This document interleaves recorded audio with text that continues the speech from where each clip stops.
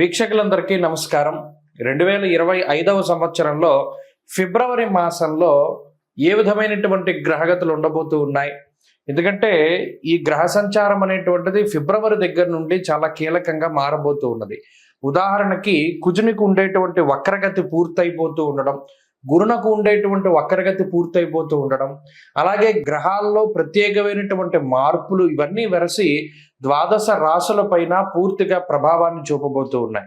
ఉదాహరణకి ఈ మాసంలో ఉండేటువంటి గ్రహస్థితిని గమనిస్తే ఫిబ్రవరి నెల 4వ తారీఖు రాత్రి అంటే 5 వచ్చేస్తుంది. 5వ తారీఖుల గాయతూ గురుని యొక్క వక్రగతి పూర్తయిపోతుంది. ఇప్పటి వరకు వక్రించినటువంటి గురువు ఇక రుజుమార్గంలో ప్రయాణం చేస్తూ తన యొక్క సాధారణ ఫలితాలని ఇవ్వబోతూ ఉన్నారు. ఇక కుజుడు ఇప్పటి వరకు వక్రించి ఉన్నటువంటి కుజుడు ఈ 25వ తారీఖు తోటి ఫిబ్రవరి నెలలోనే తన యొక్క వక్రగతిని పూర్తి చేసుకుని తిరిగి మరలా తన యొక్క రుజు మార్గంలో ఆయన ప్రయాణించబోతూ ఉన్నారు. అలాగే రవి మకర రాశిలో సంచారం చేస్తారు 13వ తారీఖు వరకును. ఆ తదుపరి 13వ తారీఖు లగాయితూ కుంభరాశిలో రవి శని గ్రహాల యొక్క యుతి. ఇది కూడా చాలా ఇంపార్టెంట్. అంటే జ్యోతిష పరిభాషలో గురుశనుల యొక్క యుతి, శనికుజుల యొక్క సమసప్తక స్థితి, రవిశనుల సమసప్తక స్థితి, రవిశనుల యొక్క యుతి. ఎందుకంటే ఆ గ్రహం అస్తంగత్వం అయ్యేటువంటి విధానం ఇవంతా కూడా ఈ కొంత ప్రభావాన్ని చూపెడుతూ ఉంటుంది. ఇప్పటి వరకు రవిశనులు కలిసిందిలా సంవత్సర కాలం తర్వాత మరలా ఇప్పుడే రవిశనులు కలిసి ప్రయాణం చేయబోతూ ఉన్నారు. కాబట్టి శుక్రుడు రాహువు కలిసి మీనరాశి యందు ఉండబోతూ ఉన్నారు. ఇలా ఉన్నప్పుడు ఈ ఫిబ్రవరి మాసంలో ద్వాదశ రాశులకు ఏ విధమైన ఫలితాలు కలగబోతాయో మనం తెలుసుకుందాం. ముఖ్యంగా ఈ మాసం అంతా కూడా దేని మీద ఆధారపడింది అంటే గురుడిచ్చేటువంటి ఫలితాల మీదే ఆధారపడి ఉంటుంది. తప్పితే రవిశనుల యొక్క యుతి జరిగినప్పుడు అనగా 13వ తారీఖు దాటిన తర్వాత కూడా ఎక్కువ విషయాలు ప్రభావితం అవుతూ ఉంటాయి. కాబట్టి ఈ విషయాలను నిశ్చితంగా పరిశీలన చేద్దాం. అందులో భాగంగా ద్వాదశ రాశుల యొక్క ఫలితాలని మనం చూద్దాం. వృషభ రాశి వారికి ఈ ఫిబ్రవరి నెల ఏ విధమైనటువంటి ఫలితాలను ఇవ్వబోతూ ఉన్నదో తెలుసుకుందాం. ముఖ్యంగా ఈ మాసంలో గురుని యొక్క వక్రగతి తాలూకు దోషము అనేటువంటిది తొలగిపోయినది. అయితే గురుబలం అనేటువంటిది లేదు. అలాగే తృతీయంలో ఉండే యోగించేటువంటి కుజుడు ఇప్పుడు 2వ స్థానానికి వచ్చారు. అది కూడా ఈ మాసం చివరిలో వక్రగతిని వదిలిపెడుతున్నారు. అయినప్పటికీ కుజుని యొక్క స్థితి 2వ రాశిలోనే కాబట్టి కుజబలం ఉండదు. ప్రధానంగా ఈ రాశి వారికి ఉన్నటువంటి బలం ఏదైనా ఉంది అంటే 13వ తారీఖు దాటిన తర్వాత రవి యొక్క బలం, అలాగే శుక్ర రాహువుల బలం, 3 గ్రహాలపై వృషభ రాశి వారు ఆధారపడి గోచార రీత్యా ముందుకు వెళ్ళవలసినటువంటి పరిస్థితి. అంటే పర్సంటేజ్ ప్రకారం చూస్తే 35% బలం అనేటువంటిది ఈ గ్రహాల వల్ల గోచార రీత్యా వృషభ రాశికి వస్తూ ఉన్నది. 35% అంటే పాస్ అయినట్టే, ఫెయిల్ అయిపోయినట్టు కాదు. ఈ గోచారం అనేటువంటిది ఎక్కడికక్కడ మిమ్మల్ని నిలబెడుతూ ఉంటుంది. నిలబెట్టడం అంటే ఏంటి? ఎక్కడ పడిపోకుండా. అలా అని ఇది చాలా అత్యద్భుతమైన స్థితి కాదు. ఎందుకంటే బలమైనటువంటి గ్రహాలు అనుకూలతలు ఏమి చూపించట్లా. జన్మగురుని యొక్క దోషం ఉన్నది, 2వ స్థానమందు కుజుని యొక్క స్థితి ఉన్నది, భాగ్యరవి యొక్క దోషం ఉన్నది. అలాగే 13వ తారీఖు దాటితేనే కానీ రవి అనుకూలత లేదు.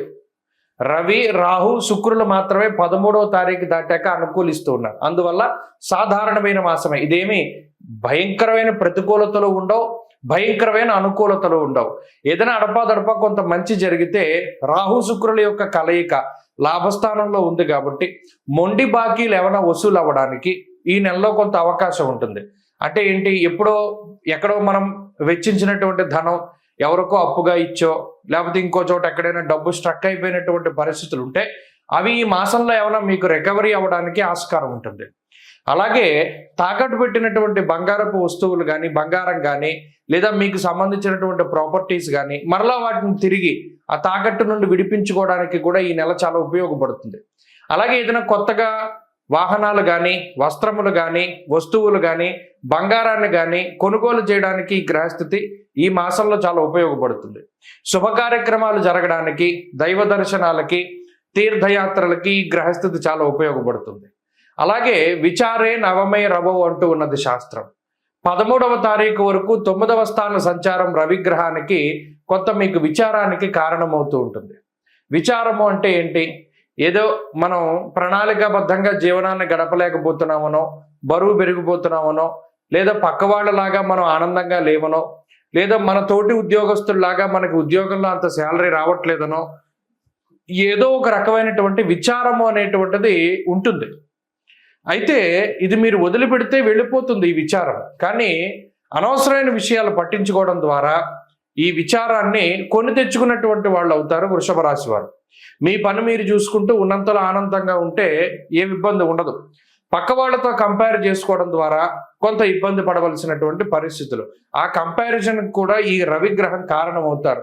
మీలో ఉత్సాహాన్ని తగ్గించడానికి, మీలో ఆత్మవిశ్వాసాన్ని తగ్గించడానికి 9వ స్థానంలో ఉన్న రవి ఎప్పటికప్పుడు ప్రేరేపిస్తూ ఉంటారు. కాబట్టి అటువంటి మాయకి లోను కాకుండా మీ పని మీరు చూసుకుంటూ పోతే ఈ నవమ రవి ఇచ్చేటువంటి దోషం కూడా తగ్గుతుంది. ఇక రవి దశమ కేంద్రంలోకి వచ్చిన తర్వాత, అనగా 13వ తారీఖు దాటిన తర్వాత గ్రహగతుల్లో కొంత మార్పు అనేటువంటిది కనబడుతోంది. మరీ ముఖ్యంగా ఉద్యోగపరమైనటువంటి సమస్యలు తగ్గుముఖం పడతాయి. ఉద్యోగంలో పై అధికారులతో కానీ తోటి ఉద్యోగస్తులతో కానీ ఉండేటువంటి సమస్యలు తగ్గుతాయి. కుటుంబపరమైనటువంటి విషయాలు చాలా బాగుంటాయి. ఏదైనా అడపాదడప అనారోగ్య సమస్యలున్నా 13వ తారీఖు దాటాక తగ్గుముఖం పడుతుంది. కాబట్టి వృషభ రాశి వారికి ఈ మాసం అంతా చూసుకుంటే ఇందులో అంత ఇబ్బందికరమైనటువంటి పరిస్థితులు ఏమీ లేవు, అలానే అంత సానుకూల పరిస్థితులు లేవు. అటు ఆర్థికంగా, ఆరోగ్యపరంగా, అన్నిటి రంగాల్లోనూ, ఉద్యోగ వ్యాపారాల్లోనూ కూడా సానుకూలంగా ముందుకు సాగుతూ ఉంటుంది. మనం ఏదైనా కోరి తెచ్చుకుంటే సమస్యలు వస్తాయి తప్పితే సాధారణంగా ఈ గ్రహస్థితి వల్ల ఏ విధమైనటువంటి సమస్యలు రావు. ముఖ్యంగా ఈ రాశి వారు ఈ మాసమంతా కూడా శ్రీ గురు చరిత్ర పారాయణ చేయడము, లేదా సిద్ధమంగళ స్తోత్రాన్ని చదువుతూ ఉండము, లేదా దక్షిణామూర్తి ఆరాధన చేస్తూ ఉండడం ద్వారా కొంత డేలా పడిపోవడం అనేటువంటిది తగ్గుతుంది. అలాగే శరీరం బరువు పెరుగుతూ ఉండడం, ఆకారంలో మార్పులు రావడం, అంత ప్రకాశవంతమైనటువంటి చర్మ సౌందర్యం లేకపోవడము, ఇలా కొన్ని ఇబ్బందికరమైనటువంటి విషయాలు ఉన్నప్పటికీ ఇవి అనారోగ్య సమస్యలు కాదు, మానసిక సమస్యలుగా వాటిని గుర్తించి తగిన జాగ్రత్తలు తీసుకుంటే ఆయా లోపాల నుండి బయటపడడానికి అవకాశం ఉంటుంది. కాబట్టి ప్రతి గురువారం నాడు నిష్టగా ఉండండి, దక్షిణామూర్తి ఆరాధన చేయండి. గురువారం నాడు శివాలయానికి వెళ్ళి దక్షిణామూర్తి ఎదుట దక్షిణామూర్తి స్తోత్రం విశ్వం దర్పణ దృశ్యమాన నగరి దాన్ని పారాయణ చేసి దీపారాధన చేయండి. మంచి ఫలితాలు సంప్రాప్తమవుతాయి. కుంభమేళ 2025వ సంవత్సరంలో మొదటి నెలలో వస్తూ ఉన్నటువంటి అతి పెద్ద హిందూ పండగగా మనం దీన్ని చెప్పుకోవచ్చును. కానీ చాలామంది మనలో, అంటే కుంభమేళ అనగానే మనకి నాగసాధువులు కనపడతారు, అలాగే ప్రయాగ్రాజ్లో జరుగుతూ ఉన్నది, భారీ సెట్టింగులు కనపడుతూ ఉన్నాయి. నిజానికి కొన్ని కోట్ల మంది, 40 కోట్ల మందికి పైగా ఈ కుంభమేళాలో పాల్గొంటారు అని చెప్పి అధికారికంగా వినిపిస్తూ ఉన్నటువంటి మాటలు. అయితే ఇంత పెద్ద ఉత్సవానికి చాలామందికి రీజన్ తెలియదు. అంటే చాలామంది మనలో కుంభమేళానికి వెళ్తున్నాం, మేము స్నానం చేద్దాం అనుకుంటున్నాము, ప్రయాగలో స్నానం చేస్తాము, దాని తర్వాత గయ వెళ్తాము, దాని తర్వాత కాశీ వెళ్తాము, ఇవన్నీ చెప్తారు. నిజానికి అసలు మనం చేస్తూ ఉన్నటువంటి దానికి పారమార్థికం ఏమిటి, అంటే కుంభమేళ అంటే ఏమిటి, మనం అక్కడికి ఎందుకు వెళ్ళాలి, దానిలో ఎందుకు స్నానం చేయాలి. ముఖ్యంగా పేరు చూస్తే కుంభమేళ, ఇది హిందూ పదం. కుంభ అంటే మనం రాసుల్లో కూడా కుంభరాశి మనకి కనబడుతూ ఉంటుంది. ఒక పురుషుడు ఒక కుండని పట్టుకుని నుంచుని ఉంటాడు, అది కుంభరాశిగా ప్రతీతి. అలాగే మేళ అంటే కలయిక. నిజానికి కుంభమేళ అనే పేరు ఎక్కడి నుండి వచ్చిందంటే కుండలో ఉన్నటువంటి తేనె, అంటే దీన్ని ముఖ్యంగా అమృతం కింద చెప్తారు. దేవతలు రాక్షసులు 12 సంవత్సరాల పాటు మందర పర్వతాన్ని ఆధారంగా చేసుకుని పరమేశ్వరుడైనటువంటి మహానుభావుడు శ్రీ మహావిష్ణువు ఆయన కూర్మావతారంలో కింద ఆ పర్వతం కింద ఉండగా వీళ్ళు కవ్వం కింద చేసుకుని ఈ దేవతలు రాక్షసులందరూ కూడా అమృతం కోసం ఈ పర్వతాన్ని జిలుకుతారు. అదంతా కూడా మనకి తెలిసినటువంటి విషయమే. అయితే ఇలా 12 సంవత్సరాలు ఈ పర్వతాన్ని, అంటే ఆ క్షీరసాగరాన్ని మధించిన తర్వాత 12 సంవత్సరాల తర్వాత మనకి అమృతం వస్తుంది. ఈ వచ్చినటువంటి అమృతాన్ని ఎవరు తీసుకోవాలి అనేటువంటి ఈ తోపులాట్లో ఆ కుండలో ఉన్నటువంటి ఆ అమృతము 4 చినుకులు, అంటే చిన్న చిన్నవి 4 ప్రాంతాల్లో పడతాయి భారతదేశంలో. ఆ 4 ప్రాంతాలే ప్రయాగ్రాజ్, ఉజ్జయిని, అలాగే నాసిక్లో ఉన్నటువంటి త్రయంబకేశ్వర్, ఇక 4వది హరిద్వార్. మీరు ఎప్పుడైనా చూడండి కుంభమేళాలు జరిగినప్పుడు ఈ 4 ప్రాంతాల్లోనే జరుగుతాయి. దానికి కారణం ఇది. ఆ అమృతం, ఆ కుండ ఏదైతే మహానుభావుడైనటువంటి శ్రీ మహావిష్ణు స్వరూపంలో ఆయన ధన్వంతరి తీసుకొచ్చినటువంటి అమృత కలశం ఉన్నదో దానిలో నుంచి 4 బిందువులు పడ్డాయి భారతదేశంలో ఈ 4 ప్రాంతాల్లో. అందుకనే ఈ 4 ప్రాంతాల్లోనూ కుంభమేళా అనేటువంటిది నిర్వహిస్తారు. ఫస్ట్ ఆఫ్ ఆల్ ఈ పాయింట్ మనం గుర్తుపెట్టుకోవాలి. ఇక రెండవది, ఎప్పుడెప్పుడు జరుగుతాయండి కుంభమేళా అంటే, ప్రతి కుంభమేళా అంటే ఇందులో మనం ఒకటి గుర్తుపెట్టుకోవాలి, 12 సంవత్సరాలకి ఒకసారి కుంభమేళా జరుగుతుంది. అయితే ఇది ఎలా జరుగుతుంది? కాల నిర్ణయం 12 సంవత్సరాలు. ఇప్పుడు మనం గురుని బట్టే మనం పుష్కరాలు వస్తూ ఉన్నాయి. గురుని బట్టి ఎందుకు వస్తాయి పుష్కరాలు? అది కూడా మనం ఆలోచించాలి. మనం గుడ్డిగా వెళ్ళిపోకూడదు. ఓకే, గురుని బట్టి పుష్కరాలు వస్తాయి అంటే ఎందుకు వస్తాయి? ఇక్కడ దేవగురుడైనటువంటి బృహస్పతికి సంబంధించినటువంటి మానము ఒకటి ఉన్నది, అంటే కొలత. బారుహస్పత్య మానము అన్నాం. ఇప్పుడు మనం ఉన్నాము చాంద్రమానాన్ని అనుసరిస్తాం. సౌరమానం ఒకటి ఉంటుంది, బారుహస్పత్యమానం ఒకటి ఉంటుంది. ఇలా కాలానికి ఉండేటువంటి కొలమానాలు ఒక్కొక్క గ్రహాన్ని ఆధారంగా చేసుకుని ఒక్కొక్కటి ఉంటూ ఉంటాయి. ఇప్పుడు ఉత్తరాదిలో ఉండేటువంటి కొలమానం అంతా బారుహస్పత్యమానము, సౌరమానము అంటారు.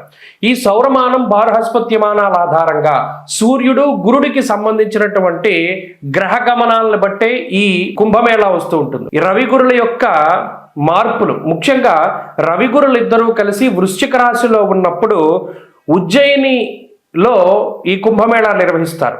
అలా కాక రవి మకర రాశిలో సంచరిస్తూ గురుడు వృషభ రాశిలో సంచారం చేసినప్పుడు ప్రయాగలో కుంభమేళా నిర్వహిస్తారు. అలాగే రవి మేషరాశి యందు గురుడు కుంభరాశిలో ఉండగా హరిద్వార్లో కుంభమేళా నిర్వహిస్తారు. అలాగే రవి గురులు ఇద్దరు కూడా సింహరాశిలో సంచారం చేస్తూ ఉన్నప్పుడు ఆ సమయంలో నాసిక్లో ఉన్నటువంటి త్రయంబకేశ్వర్లో మనకి కుంభమేళా నిర్వహిస్తారు. కాబట్టి ఎప్పుడు పడితే అప్పుడు రావు. ఇందులో 12 సంవత్సరాలకి ఒకసారి కుంభమేళా వస్తుంది. 12 కుంభమేళాలు పూర్తయితే దాన్ని ఒక మహాకుంభమేళా అన్నారు. అంటే ఈ లెక్కన మహాకుంభమేళా ఎప్పుడు వస్తుంది? 12లో 144 సంవత్సరాలకి ఒక్కసారి మాత్రమే మహాకుంభమేళా వస్తుంది.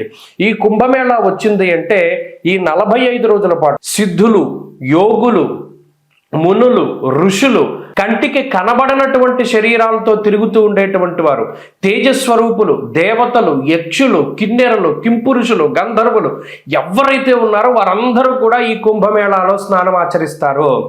అందుకనే దానికి అంతటి ప్రాధాన్యత. మరి ఇంతమంది మహానుభావులు స్నానం చేస్తూ ఉంటే అందులో కూడా మనం ఆ సమయంలో స్నానం చేయడం ద్వారా ఈ శరీరాన్ని అంటిపెట్టుకున్నటువంటి పాపరాశి అంతా దగ్ధమైపోతుంది అన్నాడు. ఇంకా అంతకు మించి మానవ జన్మకి కావాల్సింది ఏముంది? ఆ స్నానం ద్వారా కుంభమేళాలో ఈ శరీరాన్ని భగవంతుడిచ్చినందుకు, ఈ శరీరంతోనే కాకుండా గత జన్మల్లో చేసినటువంటి సంచిత ఆగామి ప్రారబ్ధ కర్మలన్నింటినీ కూడా పోగొట్టుకోవడానికి ఇదొక అద్భుతమైనటువంటి అవకాశం. స్వస్తి.